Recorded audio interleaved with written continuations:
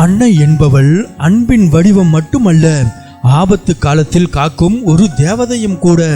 தன் குழந்தையை ஒரு கையில் தாங்கிக் கொண்டு இன்னொரு கையால் பல உயிர்களை காக்கும் பணியை செய்யும் ஒரு பெண்ணை பார்க்கும்போது மனிதாபிமானம் இன்னும் உயிரோடு இருப்பதை நாம் உணர முடிகிறது. ஆந்திர மாநிலத்தின் காக்கிநாடா சாமர்லகோட்டா சாலை எது. வாகனங்கள் ஒன்றன் பின் ஒன்றாக அணிவகுத்து நிற்க போக்குவரத்து நெரிசல் மிக கடுமையாக இருந்தது. அந்த சத்தங்களுக்கு நடுவே ஒரு ஆம்புலன்ஸின் அபய குரல் கேட்டது. உள்ளே ஒரு உயிர் போராடி கொண்டிருந்தது. ஆனால் முன்னால் நின்ற வாகனங்கள் நகர வழியின்றி நின்றன. அந்த நேரத்தில் அங்கு பணி நிமித்தமாக இல்லாமல் தன் 2.5 வயது குழந்தையுடன் பேருந்தில் பயணம் செய்து கொண்டிருந்தார் சாந்தி. இவர் ரங்கம்பேட்டை காவல் நிலையத்தில் பெண் காவலராக பணியாற்றுபவர். அன்று அவர் பணியில் இல்லை. ஆனாலும் ஆம்புலன்ஸின் சத்தத்தை கேட்டதும் ஒரு காவலராகவும் ஒரு சக மனிதராகவும் அவரால் சும்மா இருக்க முடியவில்லை.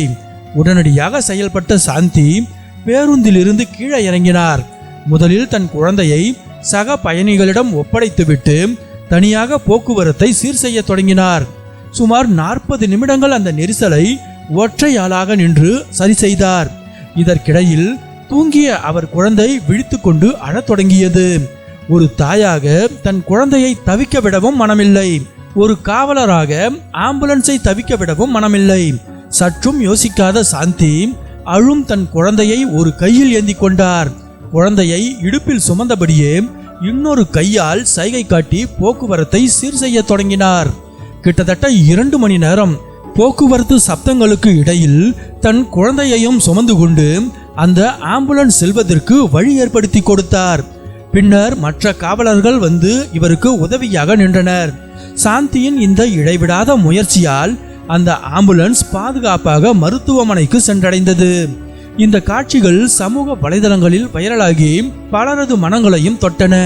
ஆந்திர அமைச்சர் நாரா லோகேஷ் இந்த வீடியோவை பார்த்து தன் கடமையை தாண்டி செயல்பட்ட இந்த தாய்க்கு என் சல்யூட் என பாராட்டினார்.